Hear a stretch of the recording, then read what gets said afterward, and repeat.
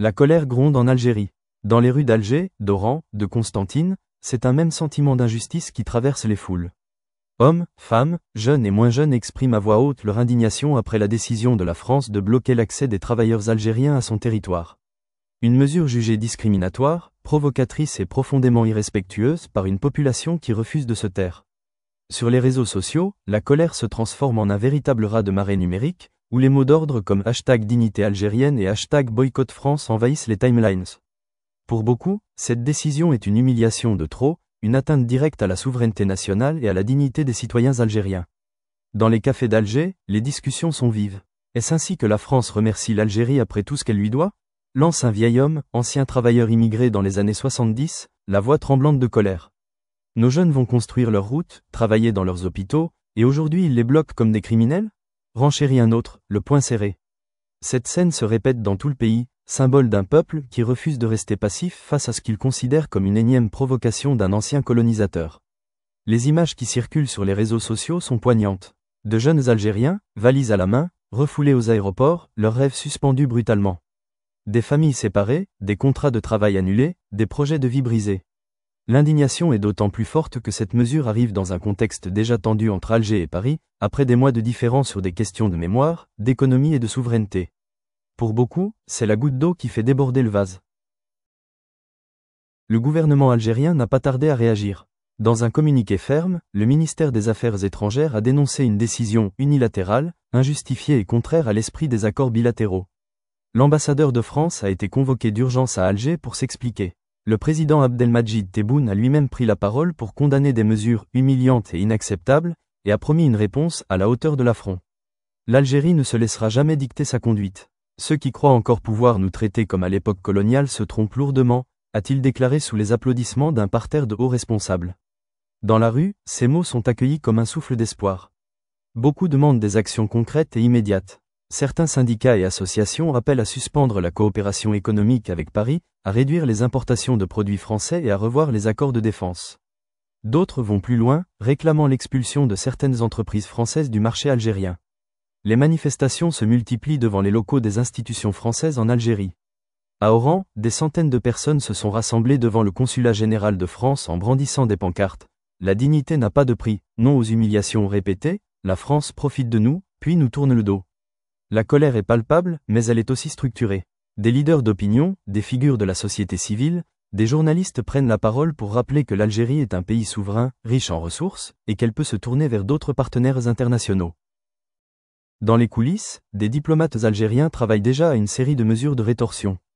Parmi elles, le ralentissement de la délivrance des autorisations pour les entreprises françaises opérant en Algérie, la révision des contrats énergétiques favorables à Paris, et la suspension de certains accords de coopération sécuritaire. L'Algérie sait qu'elle détient des cartes maîtresses, notamment dans le domaine du gaz et du pétrole, à un moment où l'Europe cherche désespérément des alternatives à ses approvisionnements. Pour le peuple, cette crise est aussi l'occasion de rappeler à la France les blessures encore vives de l'histoire coloniale. Ils ont colonisé nos terres, exploité nos richesses, massacré nos ancêtres. Et aujourd'hui, ils veulent encore nous humilier ? Ça suffit, s'indigne une manifestante à Annaba. Ces paroles résonnent dans un pays où la mémoire de la guerre de libération reste vive, transmise de génération en génération comme un héritage sacré. À Paris, les autorités françaises tentent de minimiser la portée de cette décision, parlant d'une « régulation migratoire nécessaire » qui concernerait plusieurs pays. Mais en Algérie, personne n'est dupe. Pourquoi toujours nous ? Pourquoi ces mesures visent-elles en priorité les Algériens ? S'interroge un politologue sur une chaîne locale. Pour lui, il s'agit d'une stratégie visant à faire pression sur l'Algérie afin d'obtenir des concessions économiques et diplomatiques. Malgré les tensions, des voix appellent à la retenue. Des économistes mettent en garde contre une escalade qui pourrait affecter les milliers d'Algériens vivant en France et les relations commerciales entre les deux pays. Mais pour beaucoup, le temps de la patience est révolu. Nous avons été patients pendant 60 ans après l'indépendance. Aujourd'hui, il est temps de faire respecter notre dignité, martèle un jeune entrepreneur à Tizi Ouzou. Dans les prochains jours, le monde entier observera de près l'évolution de cette crise. L'Algérie, forte de ses ressources et de son poids géopolitique, semble déterminée à ne plus tolérer les ingérences ni les humiliations. Le message est clair, le temps où la France pouvait décider unilatéralement de l'avenir des Algériens est révolu. La tension ne faiblit pas. À Alger, les manifestants se relaient jour et nuit devant l'ambassade de France, sous un soleil de plomb ou dans le froid du soir. Des familles entières, des étudiants, des ouvriers, des retraités, tous viennent exprimer leur colère. Les slogans fusent, France dehors, l'Algérie aux Algériens, nous voulons le respect, pas la charité. Des banderoles immenses recouvrent les façades, pas de place pour l'humiliation coloniale en 2025. Sur les réseaux sociaux, la mobilisation prend une ampleur inédite. Des influenceurs algériens aux millions d'abonnés multiplient les vidéos dénonçant l'attitude française et appelant au boycott. Des hashtags comme hashtag riposte algérienne, hashtag respect pour les Algériens et hashtag France coupable dominent les tendances, non seulement en Algérie, mais dans tout le Maghreb et même en diaspora.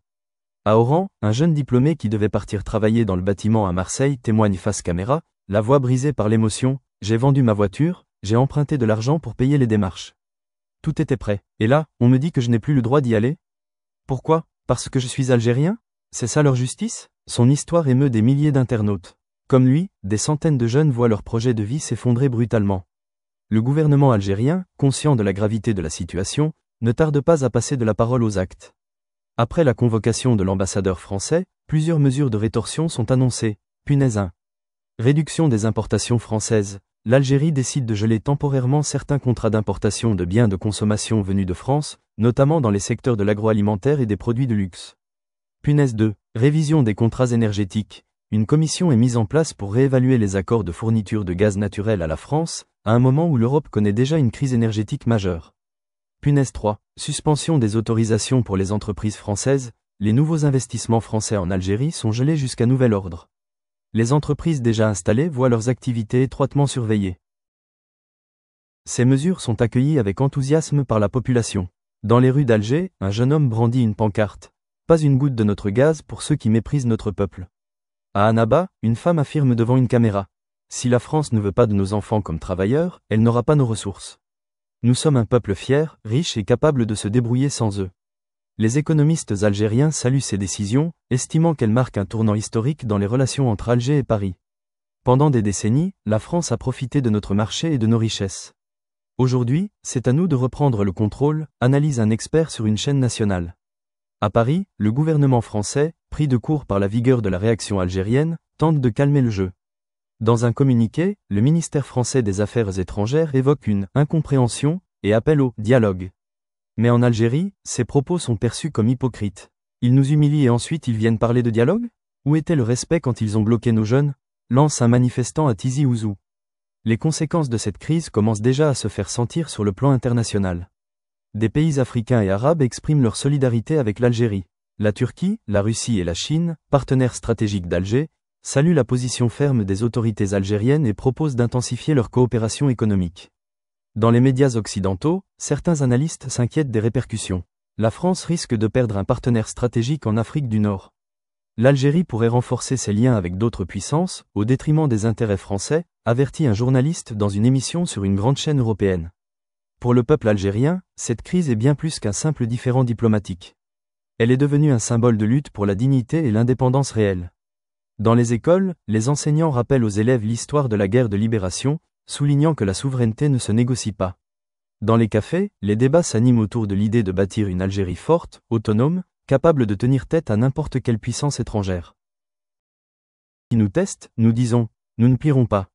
Le peuple algérien a payé sa liberté dans le sang. Il saura défendre sa dignité, aujourd'hui comme hier. Ces paroles, retransmises en direct, galvanisent la nation. Les appels à l'unité nationale se multiplient. Des campagnes citoyennes encouragent la consommation de produits locaux et le soutien aux entreprises algériennes. Les artistes, sportifs et figures publiques se mobilisent pour défendre l'image d'un pays debout, fier et prêt à relever tous les défis. Dans les prochains mois, l'évolution de cette crise sera scrutée de près par la communauté internationale. Mais une chose est certaine, l'Algérie a fait entendre sa voix. Et cette voix, empreinte de dignité et de fierté, ne sera plus jamais ignorée.